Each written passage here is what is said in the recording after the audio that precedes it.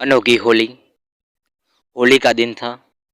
अमन सुबह सुबह अपनी साइकिल पर एक गली से गुजर रहा था। तभी किसी ने ऊपर से उस पर पानी फेंक दिया। अमन एकदम घबरा गया। उसने ऊपर देखा तो शरारती जग्गी खुशी से चिल्ला रहा था, होली है। अमन चुप रहा। वह ठिठुरता हुआ घर लौटा, दोबारा कपड़े पहनकर दूसरी गली से निकल गया। वास्तव में अमन अस्पताल में अपने परदादाजी के लिए घर से दूध लेकर जा रहा था। उसके परदादाजी पिछले कुछ दिनों से अस्पताल में दाखिल थे।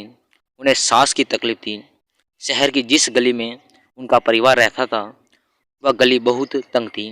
वहाँ खुली हवा कम मिलती थी।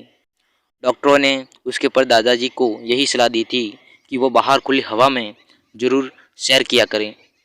वह घर में अक्सर यही कहते थे, मैंने अमन के स्कूल में बहुत से पेड़ खुद लगाए थे अपने हाथों से, लेकिन जब से स्कूल की नई बिल्डिंग बनी है सभी पेड़ काट दिए गए हैं। अब साफ और ताज़ा हवा कहाँ से आए? हर तरफ धुआं ही धुआं और प्रदूषण ही प्रदूषण है।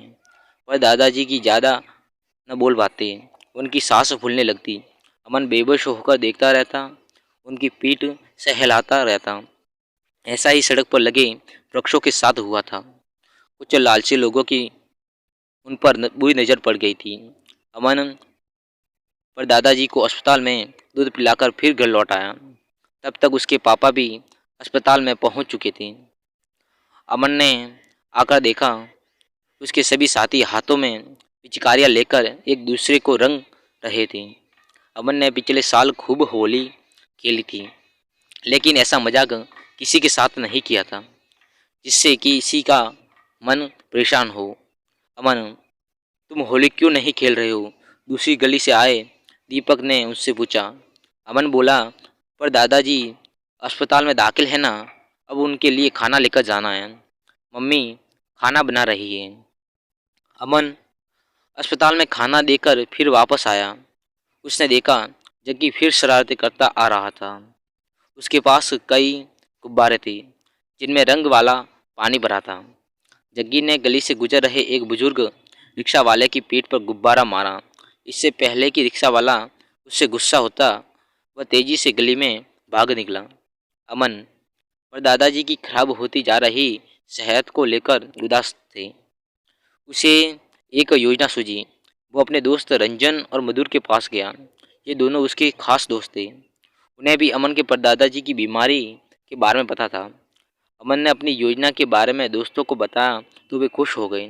इस नेक कार्य में उन्होंने अन्य साथियों को भी शामिल करने की बात कही। मधुर अपने बड़ी दीदी पम्मी को बुला लाया। वो 5वीं कक्षा में थी। उसको योजना का पता चला तो वह खुश हो गई। उसके मुंह से निकला, वाह। सभी दोस्त अलग अलग किस्म के रंग ले आए। वे मोहल्ले में के ही एक छोटे से मैदान में इकट्ठे होने लगे। जो भी उन्हें देखता वहाँ इकट्ठा होने लगता।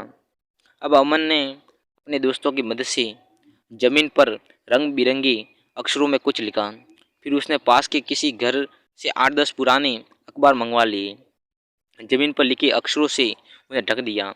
अपनी योजना के अनुसार अमन ने कुछ दोस्तों को वहाँ पर ही रहने दिया। फिर रंजन और मधुर को साथ लेकर नगर पालिका के अध्यक्ष जी के घर गए।